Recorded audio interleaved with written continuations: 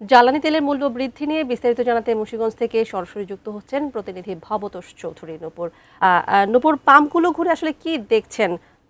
দাম বাড়ায় কেমন প্রতিক্রিয়া দেখছেন পাম্পগুলোতে জ্বালানি তেল নিতে আসা যে ক্রেতারা রয়েছেন তাদের মাঝে, জানাবেন। যে পাম্পগুলোর বর্তমান অবস্থা কি? আপনি জানেন যে বিশ্ববাজারে তেলের দাম বৃদ্ধির কারণে কিন্তু গতকাল রাতে আপনার বিদ্যুৎ, জ্বালানি, খনিজ সম্পদ মন্ত্রণালয় থেকে বাংলাদেশের সকল ধরনের আপনার তেলের দাম বৃদ্ধি করা হয়েছে।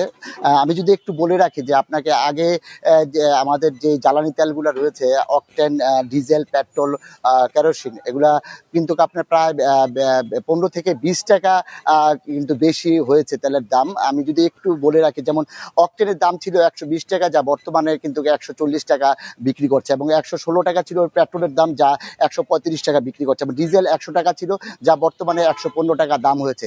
তবে দাম বৃদ্ধির পরেও কিন্তু এই পেট্রোল পাম্পগুলোতে তেল নেই। আমি আছি মুন্সিগঞ্জের যে পূর্ণিমা পেট্রোল পাম্প মুক্তারপুরে। আমাদের এখানে এই সদর উপজেলায় একটি পেট্রোল পাম্প রয়েছে। আমি এখানে এসে দেখেছি কোনো ধরনের তেল এখানে নেই, এবং আমি এখানে কর্তৃপক্ষের সাথে কথা বলেছিলাম। তারা যতটুকু আমাকে জানিয়েছেন যে তারা এখনো ডিপো থেকে তেল পায়নি, তারা হয়তো বিকেলে বা রাত্রে তেল পাবে। তা যদি তেল পায় তাহলে তারা সকাল থেকে এই উচ্চ দামে বা যেই দাম নির্ধারণ করা হয়েছে সেই দামে তারা তেল বিক্রি করতে পারবে। আমি দেখেছি অনেক প্রাইভেট গাড়ি, অনেক গণপরিবহন, পাশাপাশি আপনার যে পণ্যবাহী ট্রাকগুলো রয়েছে এবং মোটর সাইকেল রয়েছে, তারা এসে এসে ফিরে যাচ্ছে। আসলে তারা তেল দিতে পারছে না, এবং টোটালি কিন্তু আপনার পেট্রোল পাম্পগুলো বন্ধ রয়েছে।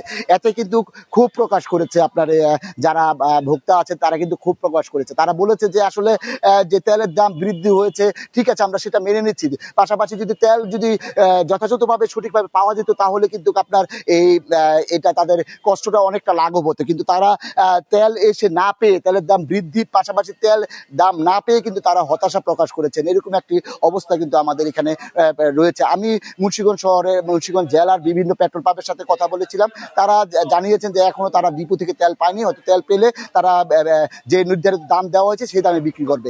এই ছিল আমার মুন্সিগঞ্জ থেকে পূর্ণিমা পেট্রোল পাম্প থেকে তেল নিয়ে সর্বশেষ পরিস্থিতি।